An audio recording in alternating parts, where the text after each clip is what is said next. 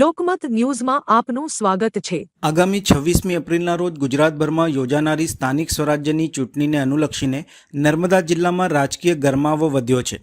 નર્મદા જિલ્લામાં ભાજપ, કોંગ્રેસ અને આમ આદમી પાર્ટી દ્વારા ઉમેદવારોને ચૂંટણી મેદાનમાં ઉતારતા આ ચૂંટણીમાં ત્રિકોણીય જંગ જામવાની શક્યતા દેખાઈ રહી છે।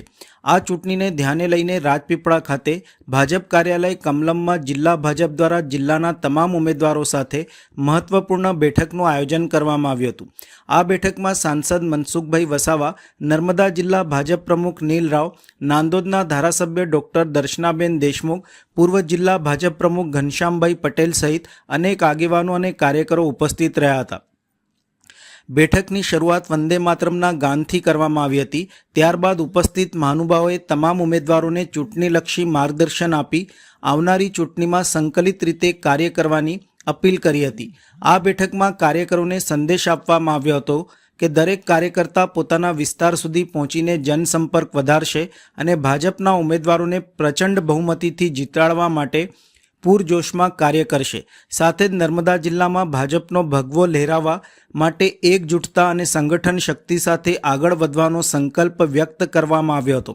સ્થાનિક સ્વરાજ્યની ચૂંટણી નજીક આવતા નર્મદા જિલ્લામાં રાજકીય માહોલ ગરમ બન્યો છે અને આગામી દિવસોમાં ચૂંટણી પ્રચાર વધુ તેજ બનવાની શક્યતા છે। આજે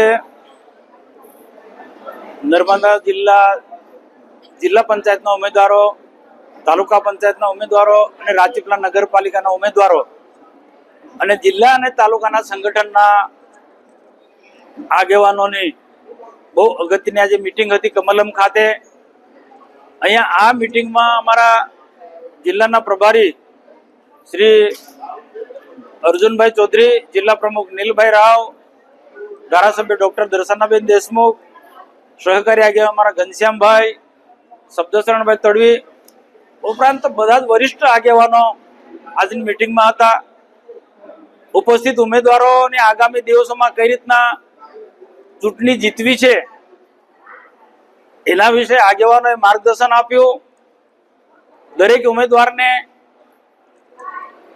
ઉમેદવાર પ્રવાસ કરે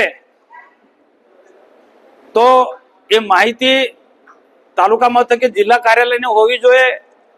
સરકારે કરેલા કામોની માહિતી લઈને મતદાર સુધી એમને પહોંચાડવાનું છે।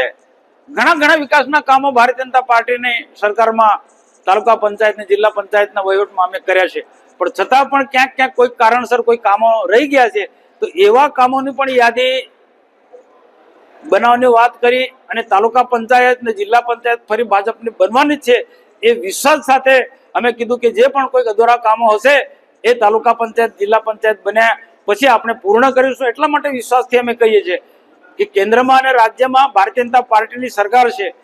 દેશના પ્રધાનમંત્રી નરેન્દ્રભાઈ મોદી સાહેબ જ્યારે 2047 સુધીમાં દેશને વિકસિત ભારત બનાવવાનો છે તો એવા સમયમાં ચૂંટાયેલા લોકોનું બહુ મોટું યોગદાન છે અને પાર્ટીના સંગઠનના લોકોનું પણ તેટલું જ યોગદાન છે।